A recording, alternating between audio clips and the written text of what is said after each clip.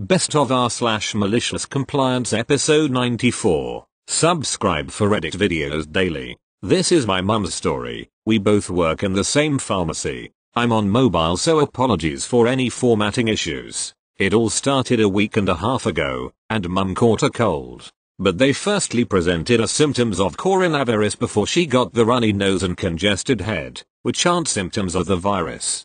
So of course, she and I got sent home for 2 weeks with no pay from work. Also leaving our 100-hour pharmacy with just 3 staff members as someone else had already been sent home. So we're both sitting at coronavirus free, just trying to enjoy the fact we essentially have 2 weeks holiday. We have a group chat at work, and on the 5th day of self-isolation we both messaged the chat saying, we're both absolutely fine. Mum's symptoms are now presenting as a cold and we're ready to come back to work. Or boss, Brian, of course not his real name, said, I understand that your symptoms have gone, but we have to adhere to government guidelines and you are to stay at home for the remaining week. Neither are you to come in under any circumstance. The reason we offered to come back in is because we've been seeing our pharmacy crumble and our colleagues crushed under the pressure. To show you how bad it's become, we have a system called ETP, and what that means is the doctors sends us scripts for us to print from the electronic system. Normally we have a backlog 15 or 20 prescriptions at the end of the day.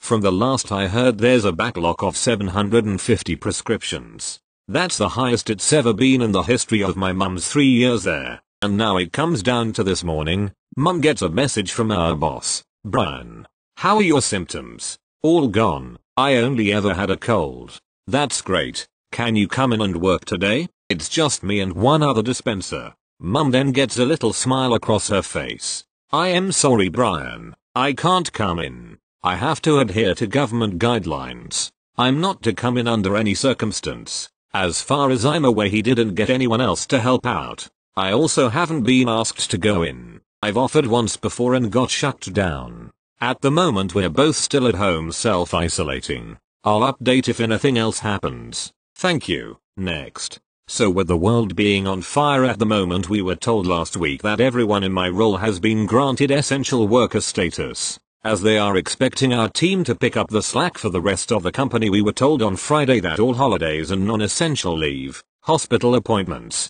bereavement, etc. had been cancelled. I was due to be off today cause I was meant to be taking my nieces out for the day as a fun treat. Obviously we're not going anywhere anymore, but they were both really excited to spend some time with their uncle, so I had planned some things to do around the house instead.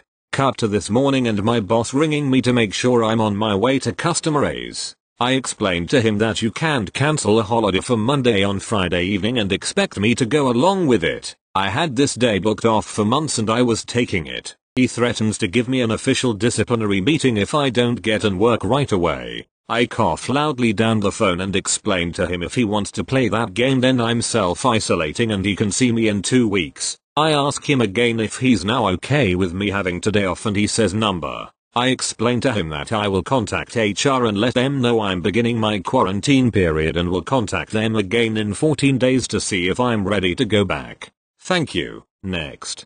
I wanted to post this for a while and finally got the motivation to do so. Often enough my girlfriend will want some attention and she will just lay down on the bed with her arms up to signal me that she wants me to lie down on top of her for a hug, and still I have to ask her, weet je het zeker je weet dat het niet goed eindigt? Which is Dutch for, are you sure you know this doesn't end well? I just want to hear/talk Dutch again, and still, every time I listen and go for the hug she almost immediately tells me to get off and I still have to tell her, ik zei het je.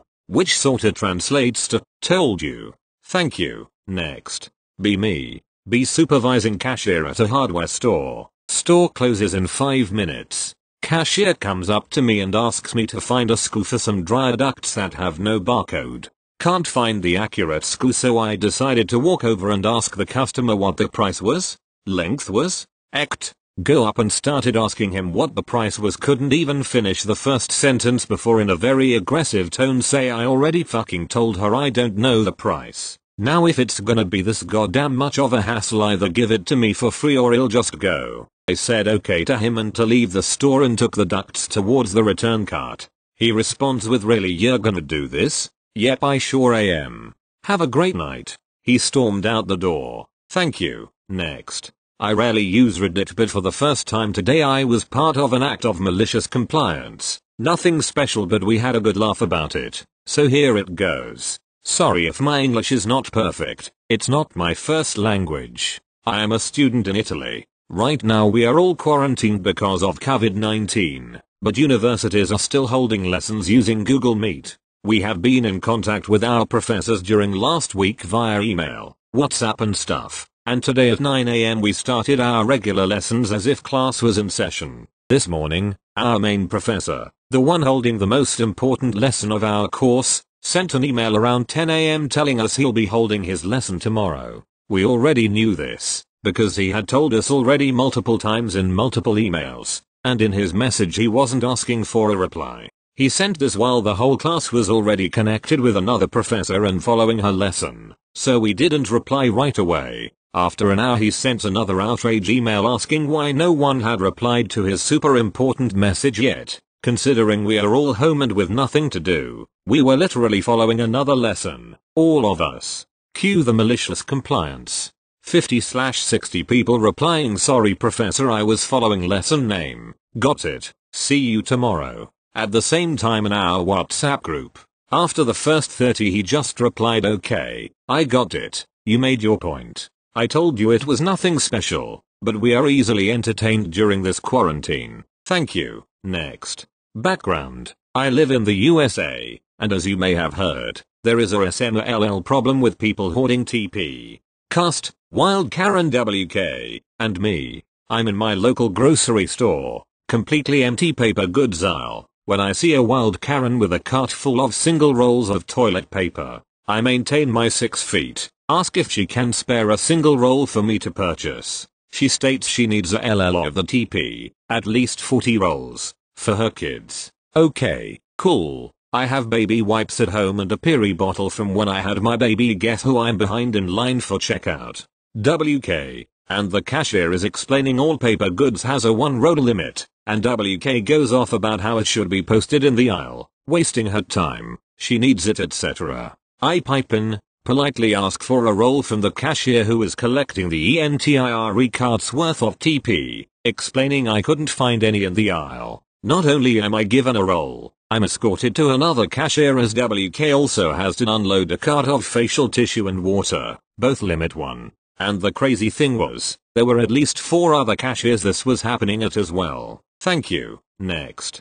Longtime lurker, first time caller, on my phone, etc etc. With all the grocery stores in the news from the pandemic, I was reminded of a story from my years working as a cashier at Wegmans.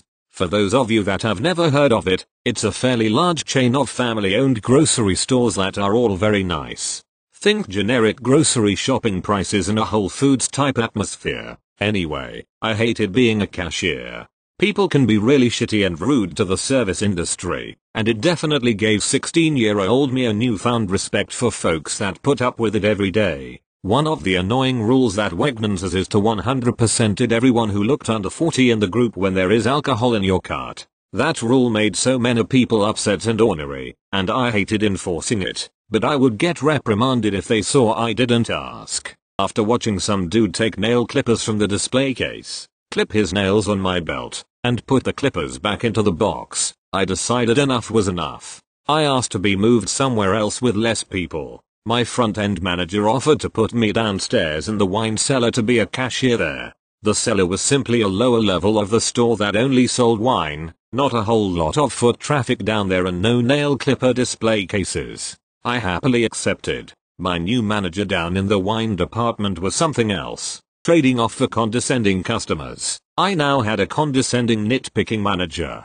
There wasn't much to do down there, so he would spend his free time just hovering over my shoulder watching me scan wine and not pick my performance after a customer left. Why didn't you, with the obviously 45-year-old mother of 3 teenage children? Why are you leaning on the till? Why aren't you going faster? Why didn't you refer them to me for a recommendation of a red/white? I was getting more and more fed up with it, but agreed with my parents that I needed to stay at least to finish out summer. 1 week towards the end of my sentence, the manager came in very frantic looking and called a shift meeting with everyone.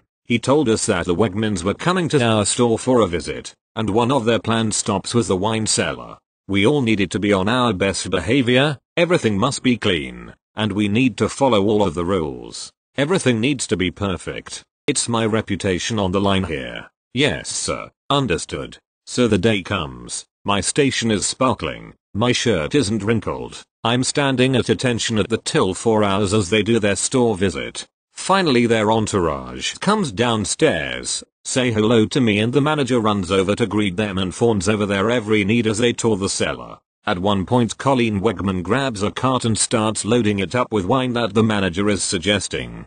They make their way to the front where I am, and the manager immediately moves right behind me to watch my every move. Hovering, I greet them with the standard hello. Did you find everything you needed today? Opening and began scanning. Then it happened. The first bottle of wine triggered my POS system with the prompt I was waiting for. Age restricted item. Entered or I paused for what felt like minutes. I could feel the manager behind me instantly tense up. What was I going to do? Can I see some id, Ms. Wegman? My manager freaked out. No. You don't need to ask her for it. I am so sorry ma'am. Do you know why that is simplex? Why would you ask her for it? Well sir, she looks under 40 to me and standard policy is to card everyone in the group. The Wegmans all got a good laugh out of that and Colleen agreed that I was correct and obliged me with her id. The manager chuckled nervously, but I could tell he was pissed for me derailing his perfect tour with that antic. They bought like $600 worth of wine and went on their way. My 2 weeks was graciously accepted the next day.